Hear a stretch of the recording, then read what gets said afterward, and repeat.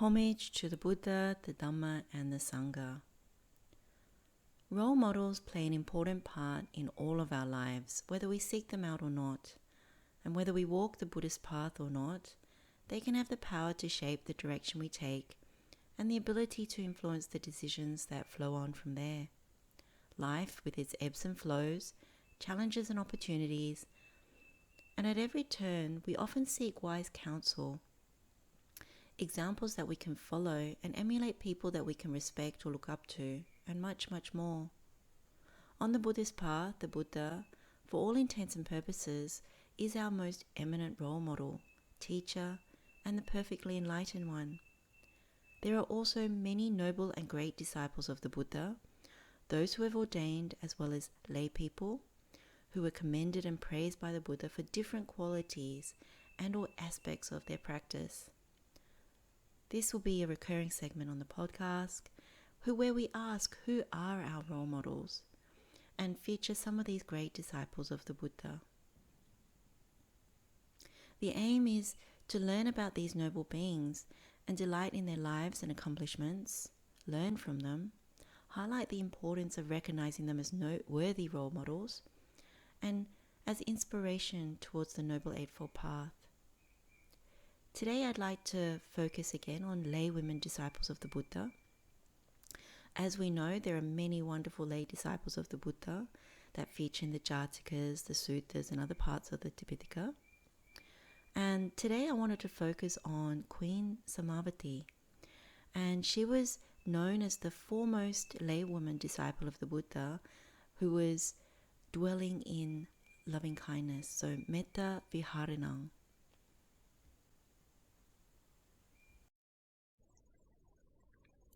Having just completed our detailed study of the Karaniya-metta Sutta in order to learn Buddha's actual instructions about how to cultivate loving kindness, it makes sense to look at Samavati, because as the embodiment of loving kindness, it gives us an idea about a certain type of role model. And at the same time, we've also looked at Kujutara, who was actually her servant who would go and buy flowers every day, and who was the one that actually heard the teaching from the Buddha and came back and spoke to the queen and her retinue of consorts about the Buddha's teachings. So there's a connection there that probably resonates at multiple levels, but also something where we can also learn something quite wonderful in terms of our practice of loving kindness. I'd like to read a little bit from the Great Disciples of the Buddha, written by Ponika Thera and Helmuth Hecker. And there's a chapter on Queen Samavati, and it begins with, "In the days when India was the fortunate home of the Awakened One, a husband and wife lived within its borders with their only daughter named Samavati, who was exceedingly beautiful. Their family life was a happy and harmonious one, but then one day disaster struck.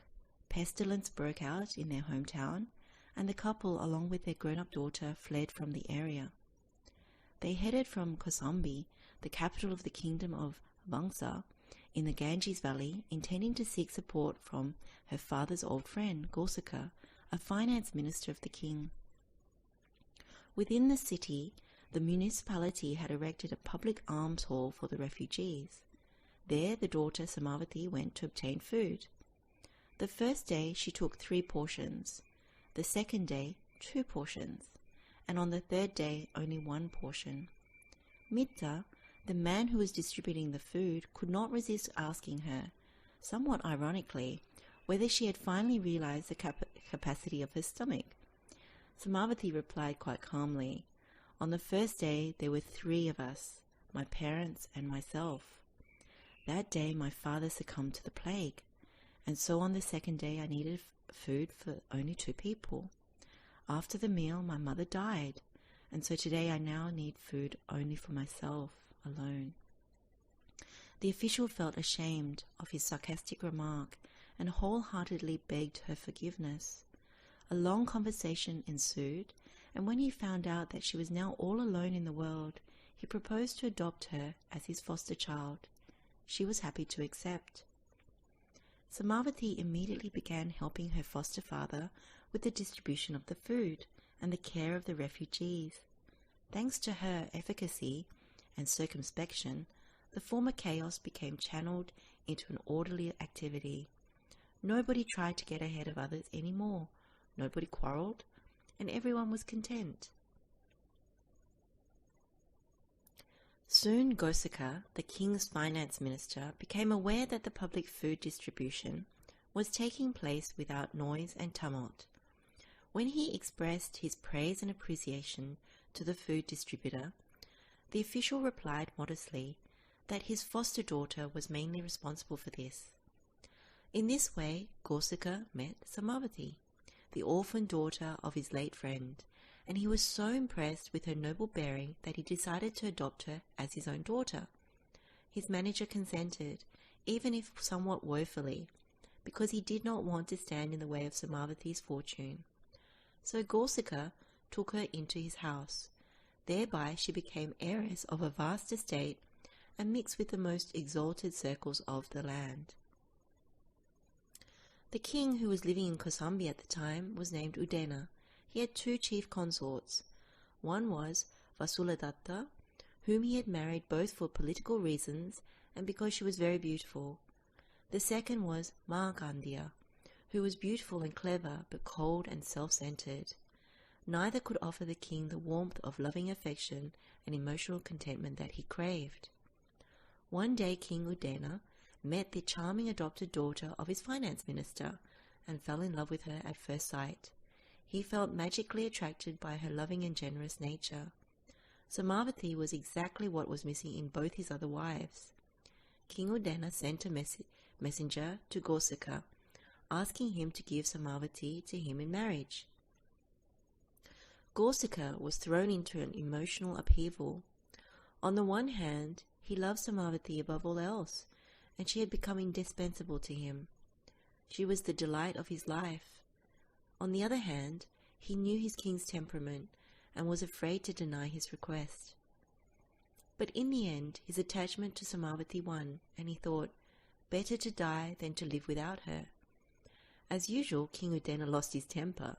In his fury, he dismissed Gosaka from his post as finance minister, banned him from his kingdom, and did not allow Sāmāvatī to accompany him. He took over his minister's property and locked up his magnificent mansion. Sāmāvatī was desolate that Gosaka had to suffer so much on her account, and had lost not only her, but also his home and belongings.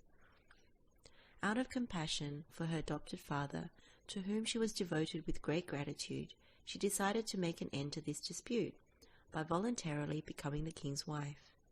She went to the palace and informed the king of her decision. The king was immediately appeased and restored Gosaka to his former position, also rescinding all other measures against him. Because Sāmāvatī had great love for everyone, she had so much inner strength that this decision was not a difficult one for her. It was not important to her where she lived, whether in the house of the finance minister as his favourite daughter, or in the palace as the favourite wife of the king, or in obscurity as when she was in the house of her parents, or as a poor refugee. She always found peace in her own heart and was happy regardless of outer circumstances. Sāmāvati's life at the royal court fell into a harmonious pattern. Among her servants there was one named Kujutra, who was outwardly ugly and ill-formed, but otherwise very capable. Every day the queen gave her 8 gold coins to buy flowers for the women's quarters of the palace, but Kujutra always bought only 4 coins worth of flowers and used the remaining 4 coins for herself. One day when she went to buy the flowers for her mistress, the gardener informed her that this day he had invited the Buddha and his order of monks for a meal, and he urged Kujutra to participate.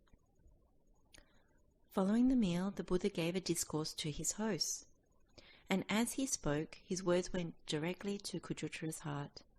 Listening with total attention, tranquil and uplifted, she took in every word as though it was intended just for her, and by the time the Buddha concluded his talk, she had attained the path and fruit of stream entry.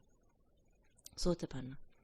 Without quite knowing what had happened to her, she became a totally changed person, one endowed with unwavering faith in the Triple Gem, and incapable of violating the basic laws of morality. The whole world, which had always seemed so obvious and real to her, now appeared as a dream. The first thing she did after this spectacular inner transformation was to buy flowers for all of the 8 coins, deeply regretting her former dishonesty. When the queen asked her why there were suddenly so many flowers, Kujutra fell at the queen's feet and confessed her theft. After Samavati forgave her magnanimously, Kujutra told her what was closest to her heart, namely that she had heard a discourse by the Buddha, which had changed her life. She could not be specific about the contents of the teaching, but Samavati could see for herself what a wholesome and healing impact it had made on her servant. She appointed Kujutra her personal attendant and told her to visit the monastery every day to listen to the Dhamma, and then repeat it to her and the other women of the palace. Kujutra had an outstanding memory, and what she had heard only once she could repeat verbatim. Each day, when she returned from the monastery, the high-bred women of the palace would place her on a high seat, as if she were the Buddha himself, and sitting down below they would listen devotedly to the discourse. Later on, Kujutra made a collection of the short discourses she had heard from the Buddha, and this became the book of the Pali Canon, now called the Iddhi, composed of 112 suttas in mixed prose and verse. When King Udana once told his beloved Samavati that she could wish for anything and he would fulfill it, she wished that the Buddha would come to the palace daily to have his food there and propound his teaching. The king's courier took the message of this perpetual invitation to the Buddha, but he declined and instead sent Ananda. From then on, the Venerable Ananda went to the palace daily for his meal, and afterwards gave a Dhamma discourse. The queen had already been well prepared by Kujutra's reports, and within a short time she understood the meaning and attained stream entry, just as her maidservant had done. Now, through their common understanding of the Dhamma, the queen and the maid became equals. Within a short time, the teaching spread through the whole of the women's quarters, and there was hardly anyone who did not become a disciple of the Awakened One. Even Samavati's stepfather, the finance minister Gosaka, was deeply touched by the teaching. He donated a large monastery in Kosambi to the Sangha, so that the monks would have a secure and satisfying shelter when they came to the city. Every time the Buddha visited Kosambi, he stayed in this monastery, named Gositarama, and other monks and holy people also found shelter there. Through the influence of the Dhamma, Samavati became determined to develop her abilities more intensively. Her most important asset was the way she could feel sympathy for all beings, and could suffuse everyone with loving kindness and compassion. She was able to develop this faculty so strongly that the Buddha called her the woman lay disciple most skilled in spreading metta, loving kindness. This is in chapter 1 of Anguttara Nikaya, verse 261. This all-pervading loving kindness was soon to be tested severely in her relationship with the second main consort of the king, Margandeya. This woman was imbued with virulent hatred against everything Buddhist. Some years earlier, her father had met the Buddha, and it had seemed to him that the handsome ascetic was the most worthy candidate to marry his daughter. In his naive ignorance of the rules of the monks, he offered his daughter to the Buddha as his wife. Margandeya was very beautiful, and her hand had already been sought by many suitors, but the Buddha declined the offer with a single verse about the unattractiveness of the body. Now, if you go to the Sutta Nipata, it's actually the Margandeya Sutta, and the particular verse is 835, but the actual reference for the sutta is Sutta Nipata, chapter 4, Discourse Number 9. And the verse that the Buddha actually says out is, having seen tanha, arati, and raga, I did not have any desire for sexual intercourse. So why should I desire this, full of urine and feces? I would not wish to touch her even with my foot. Now that seems extremely harsh, but Buddha's making reference to the daughters of Mara, tanha being craving, arati being negativity or critical mind, and raga being lust.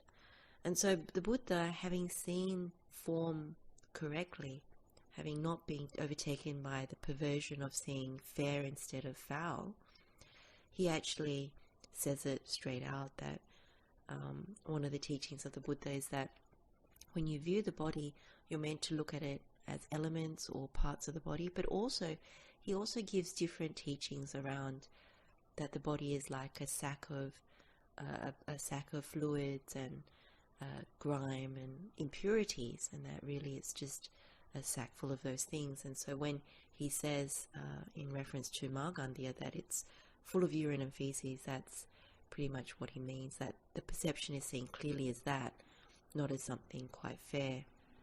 And so although harsh when he says he wouldn't touch her even with his foot, he actually means that in the way of danger, that if you misapprehend form, then you are bound to samsara and you would fall for the samsaric conditions and everything. But I guess to Margandhya, having heard that verse, that would be very offensive, especially to someone who doesn't understand the Dhamma.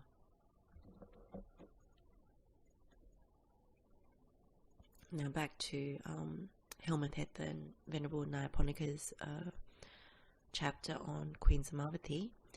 They go on to say, this verse wounded Margandhya's vanity, but it had such a profound impact on her parents that right on the spot they realized the fruit of non-returning, anagami. Margandhya took the Buddha's rejection of her as a personal insult and came to harbour a bitter hatred against him, a hatred she could never overcome. Later, her parents brought her to King Udena, who fell in love with her at first sight and took her as his wife. When he took a third wife, which was Queen Sāmāvatī, she could willingly accept this, as it was customary for the kings of the period to maintain several wives. But that Sāmāvatī had become a disciple of the Buddha and had converted the other women in the palace to the Dhamma, this was something she could not tolerate. Her hatred of everything connected with the Buddha now turned her against Samavati as his representative. Margandhya thought up one mean deed after another, and her sharp intelligence served only to conjure up new misdeeds. First, she told the king that Samavati was trying to take his life, but the king was well aware of Samavati's great love for all beings, so that he did not even consider this accusation seriously, barely listened to it, and forgot it almost immediately. Next, Margandhya ordered one of her maidservants to spread rumours about the Buddha and his monks in Kosambi, so that Samavati would also be maligned. With this, she was more successful. A wave of aversion struck the whole order to such an extent that Venerable Ananda suggested to the Buddha that they leave town. The Buddha smiled and said that the purity of the monks would silence all rumours within a week. Hardly had King Udena heard the gossip levelled against the order than it had already subsided. Margandhya's second attempt against Sāmāvatī had failed. Some time later, Margandhya had 8 specially selected chickens sent to the king, and suggested that Sāmāvatī should kill them and prepare them for a meal. Sāmāvatī refused to do this, as she would not kill any living beings. Since the king knew of her all-embracing loving-kindness, he did not lose his temper, but accepted her decision. Margandhya then tried for a 4th time to hurt Sāmāvatī. Just prior to the week which King Udena was to spend with Sāmāvatī, Margandhya hid a poisonous snake in Sāmāvatī's chambers, but the poison sacs had been removed. When King Udena discovered the snake, all evidence pointed towards Sāmāvatī. His passionate fury made him lose all control. He reached for his bow and arrow and shot at Sāmāvatī. But through the power of her loving kindness, the arrow rebounded from her without doing any harm. His hatred could not influence her loving concern for him, which protected her life like an invisible shield. As we know, that's one of the blessings of loving kindness, is to be protected from weapons. And that's in the Anguttara Nikaya, chapter 11. When King Udena regained his equilibrium and saw the miracle, that his arrow could not harm Samavati, he was deeply shaken. He begged her forgiveness and was even more convinced of her nobility and faithfulness. He became interested in the teaching that had given such strength to his wife. Just about this time, a famous monk named Pindola Bharadvaja came to stay at the Gosita monastery. The king visited him and discussed the teaching with him. He inquired how the young monks could live the celibate life joyously, and Pindola explained that according to the Buddha's advice, they did so by regarding the women as their mothers, sisters, and daughters. And by the end of the discourse, the king was so impressed he took refuge in the Buddha and became a lay disciple. Now, if you go to Samyutta Nikaya, chapter 35, Discourse 127, that's where you'll find that particular teaching. In this sutta, the king actually says to the Venerable, "The mind is wanton, Venerable. Sometimes states of lust arise even towards women old enough to be one's mother. Sometimes they arise towards women of an age to be one's sister. Sometimes they arise towards women young enough to be one's daughter. Is there any cause and reason why these young monks lead the complete and pure holy life all their lives and maintain it continuously?" The Venerable replied, "Great King, this was said by the Blessed One who knows and sees, the Arahant, the fully enlightened one. Come, bhikkhus, review this very body upwards from the soles of the feet, downwards from the tips of the hairs, enclosed in skin as full of many kinds of impurities. There are in this body head hairs, body hairs, nails, teeth, skin, flesh, sinews, bones, bone marrow, kidneys, heart, liver, pleura, spleen, lungs, intestines, mesentery, contents of the stomach, excrement, bile, phlegm, pus, blood, sweat, fat, tears, grease, saliva, snot, fluid of the joints, urine.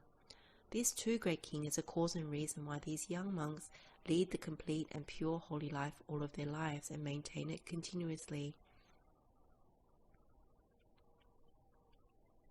But then the king goes on and says, "That is easy, Venerable, for these bhikkhus who are developed in body, developed in virtue, developed in mind, developed in wisdom.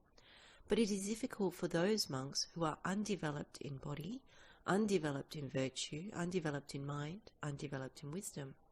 Sometimes, though one thinks, 'I will attend to this body as foul,' asubha, one beholds it as beautiful, subha. Is there any other cause and reason why these young monks lead the complete and pure holy life for all their lives and maintain it continuously?" What's interesting about that statement from King Udena was that he was talking about bhavita kaya, bhavita sila, bhavita chitta, and bhavita panya, which is, developed in body, developed in virtue, developed in mind, developed in wisdom. This is something in terms of developing the path that one needs to develop. And it actually aligns with the Noble Eightfold Path. So the answer that Venerable gives this particular question about the monks that may not be still taking the right view at all times, that they still have that perversion of seeing the body as fair instead of foul. The answer that the Venerable gives is this: "Great King, this was said by the Blessed One, who knows and sees, the Arahant, the fully enlightened one. Come, bhikkhus, dwell guarding the doors of the sense faculties. Having seen a form with the eye, do not grasp its signs and features. Since if you leave the eye faculty unguarded, evil, unwholesome states of covetousness and displeasure might invade you.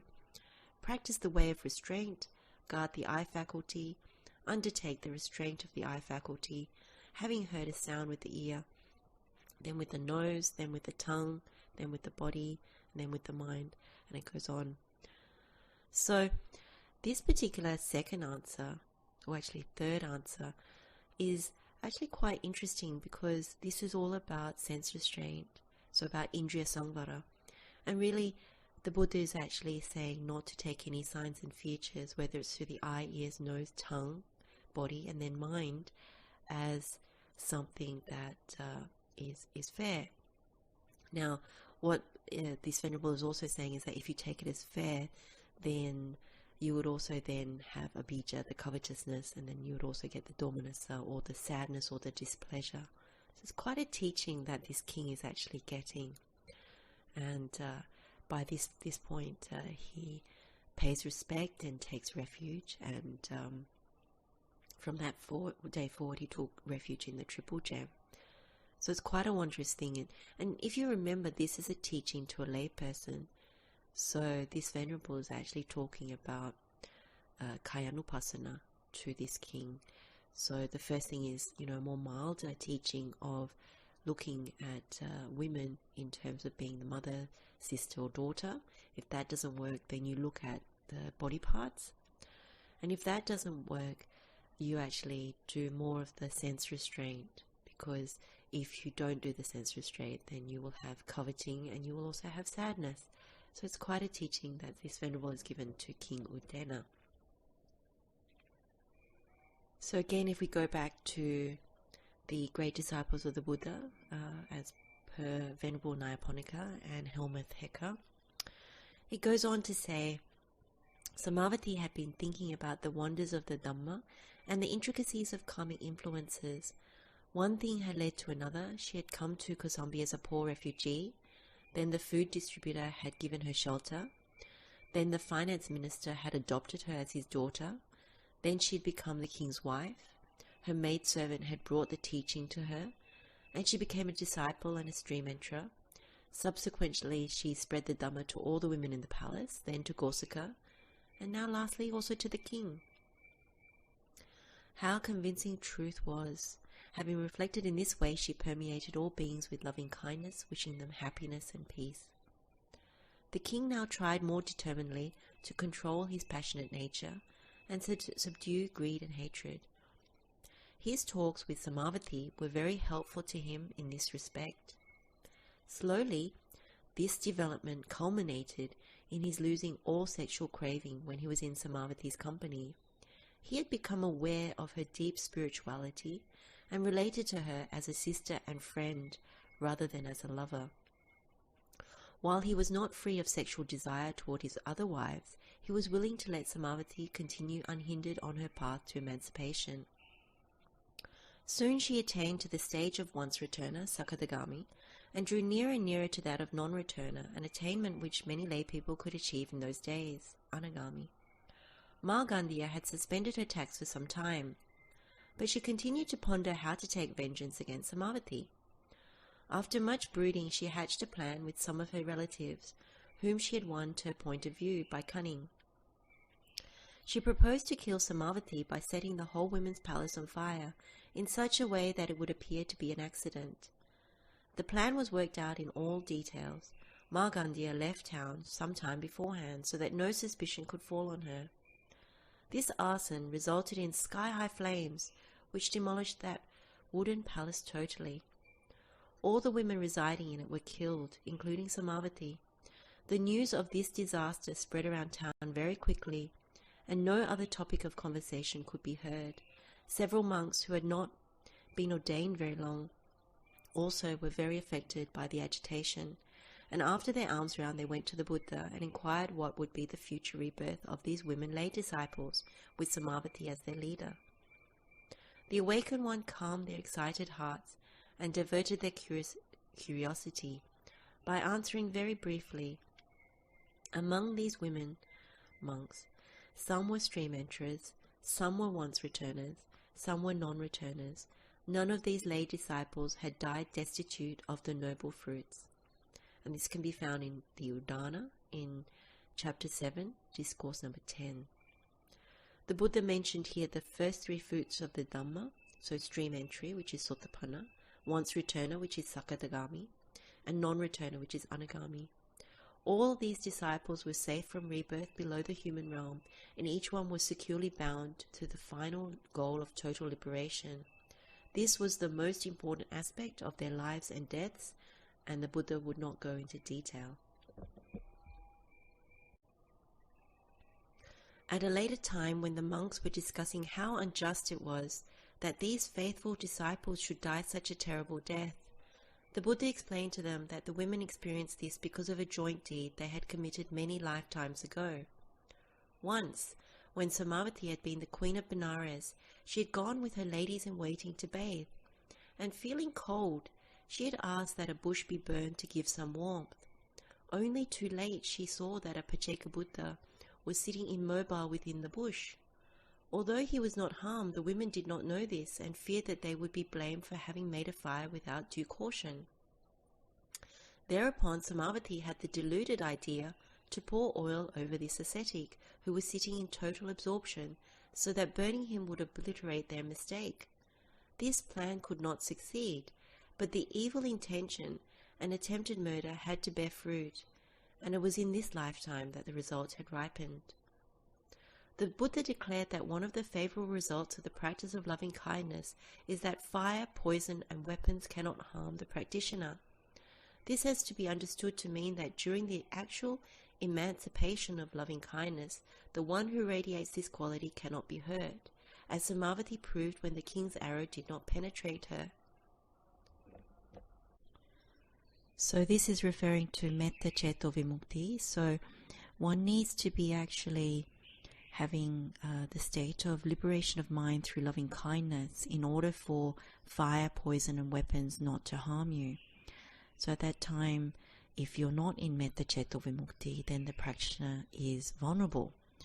So Sāmāvatī had become a non-returner, an anagami, and was therefore free of all sensual desire and hate, and of identification with her body. It was only her body that was burnt by the fire, not her inner being. Her soft, radiant heart, imbued with loving kindness and compassion, was unassailable and untouched by the fire. It is rare for one of the saintly disciples to be murdered, or for a Buddha to be threatened with murder. And equally rare is it for one perfected in metta and an anagami, a non-returner, to die a violent death. All three types of persons, however, have in common that their hearts can no longer be swayed by such violence. Samavati's last words were, "It would not be an easy matter, even with the knowledge of a Buddha, to determine the exact number of times our bodies have thus been burnt with fire, as we have passed from birth to birth in the beginningless round of existence. Therefore, be vigilant."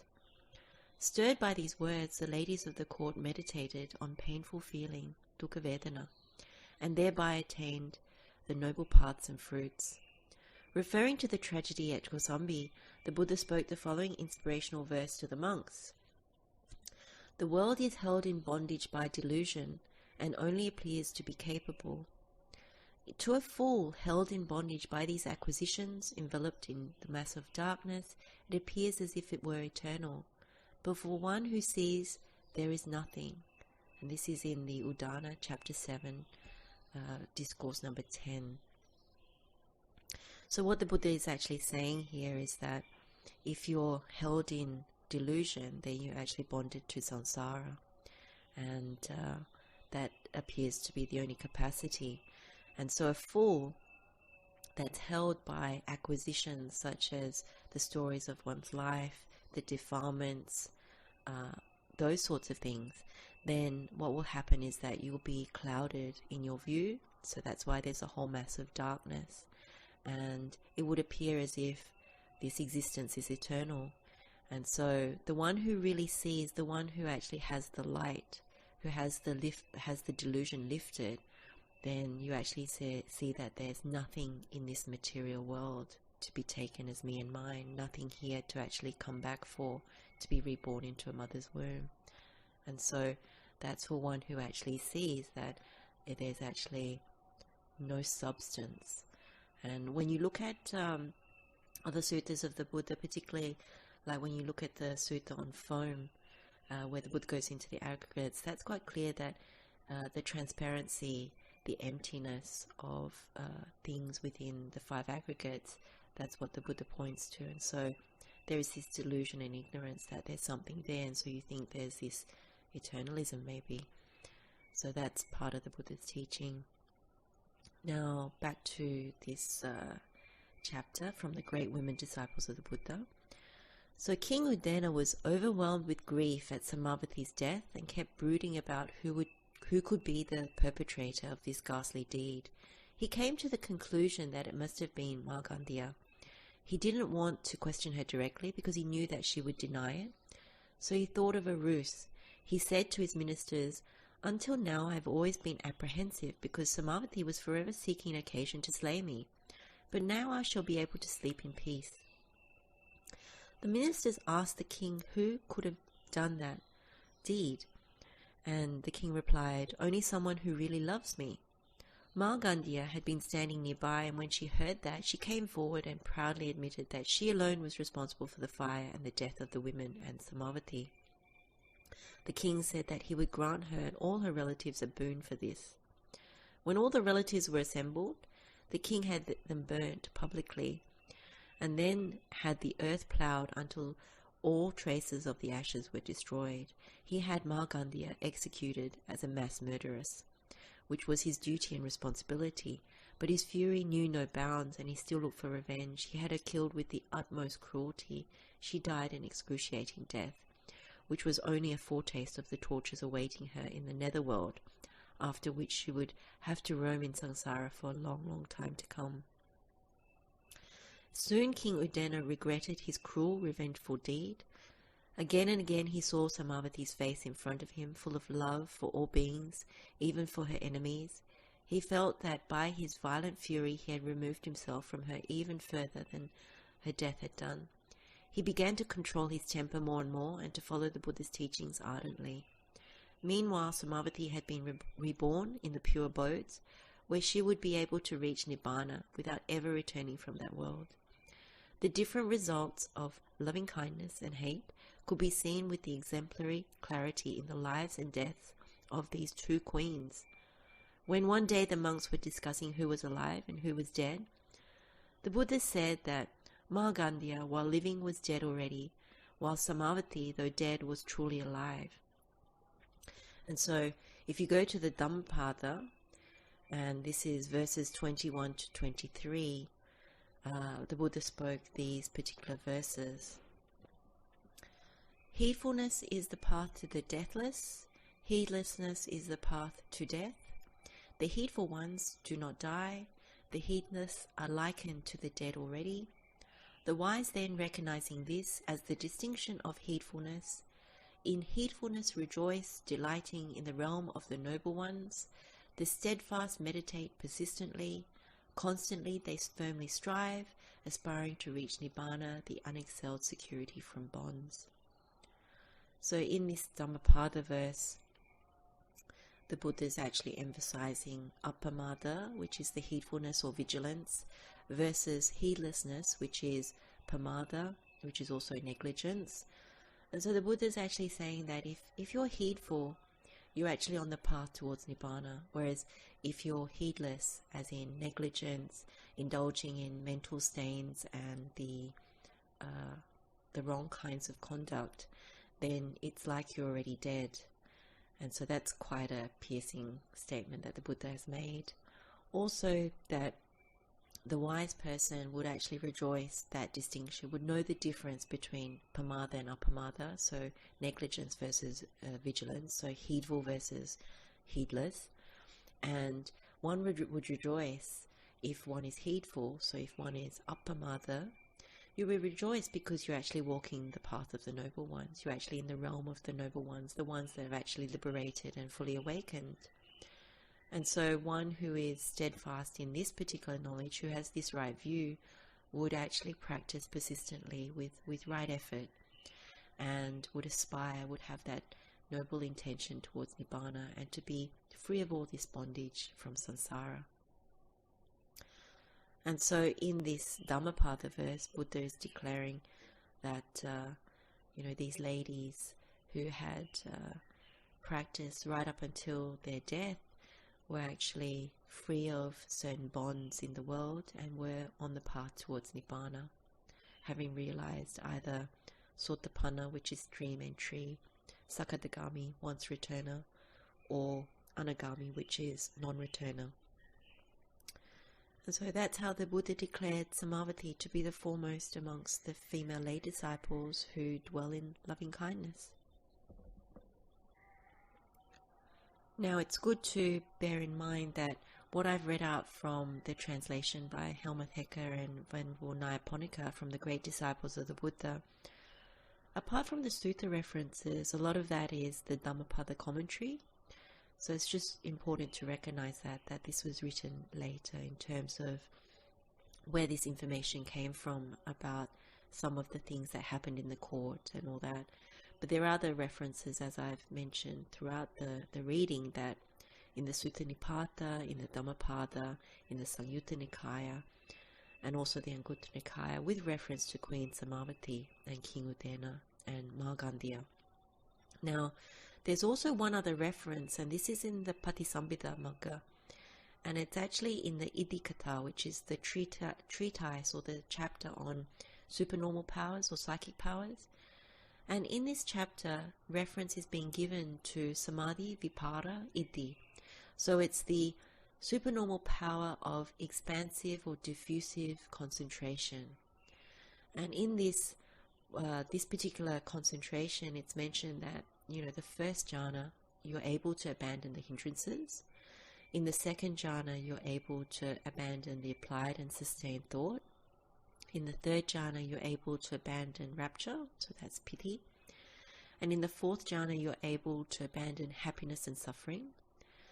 And then you're also able to develop the baseless or the formless jhana, so the base of infinite space. So with that, you abandon the perception of form, the perception of anger, and the perception of diversity is also abandoned. And then one attains the base of infinite consciousness. You're able to abandon the perception of the base of infinite space. Then you're able to get to the seventh jhana, which is the base of nothingness. And with that, you abandon the perception of the base of infinite consciousness. And then finally, the eighth jhana, which is the base of neither perception nor non-perception, you're able to abandon the perception of the base of nothingness. Now, the reference is made that Venerable Sariputta had this particular power. So did Venerable Sangjiva. Also, Venerable Kanu Kondanya, and also one laywoman named Uttara, and also Queen Samavati had this ability. So she's referenced as having this ability to attain this expansive concentration by the 8 jhanas. So that's something also that is quite noble about this queen. I think one of the things about Queen Samavati in reference to loving kindness, in reference to metta, is that through body, speech and mind, she was actually quite upright.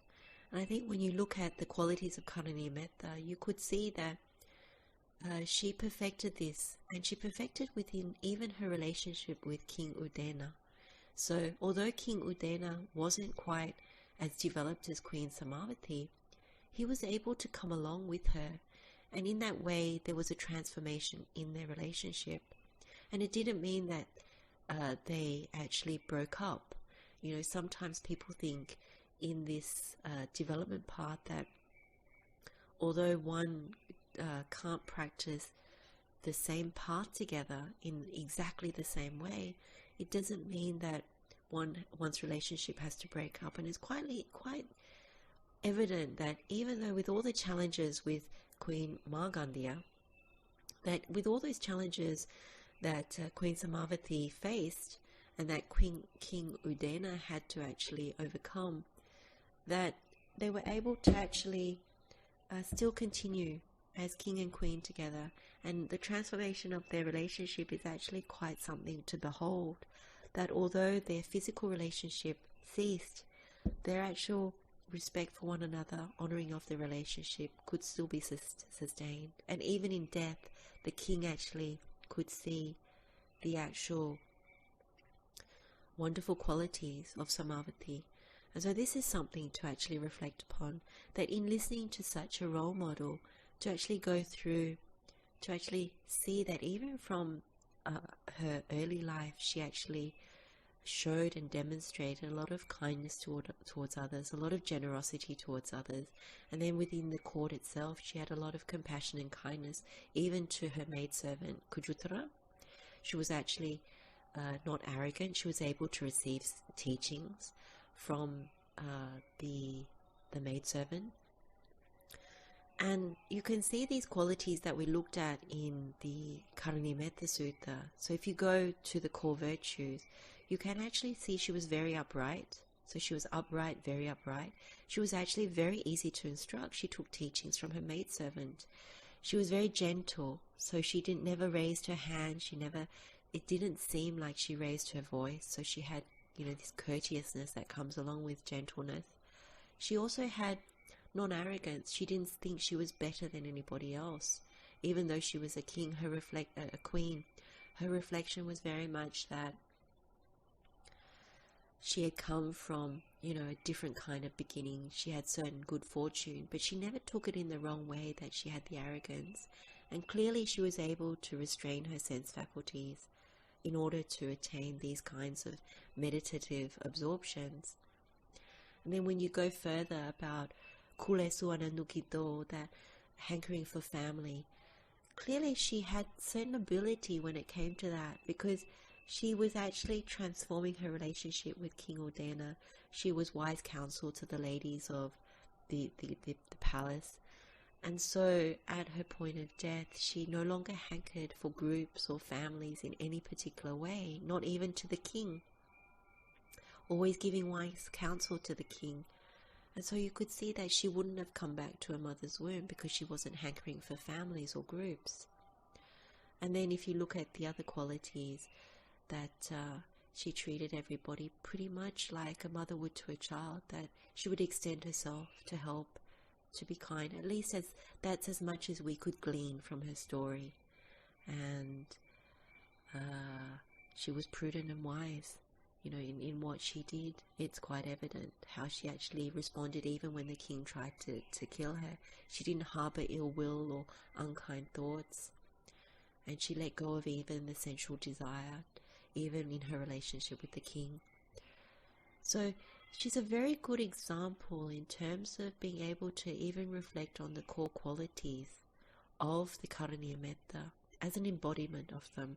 And so you can see why, from the small information we have about this Queen Samavati, you can actually see the embodiment of loving kindness. And it's something that we can all aspire to. A very good role model for us. In this world of great deal of hatred and divisiveness, even the fact that she didn't seem to demonstrate envy or stinginess, even stinginess around the Dhamma. And at the point of death, if those words were true about what she said to the women disciples that were also burning, very, very wise. And so that's something that we can reflect upon, investigate, and use in our practice. So let's share the merit with all sentient beings. May all beings be well. May all beings be safe. May all beings be free of suffering. Blessings of the Triple Gem. May you all be well. Teruvan Saranai.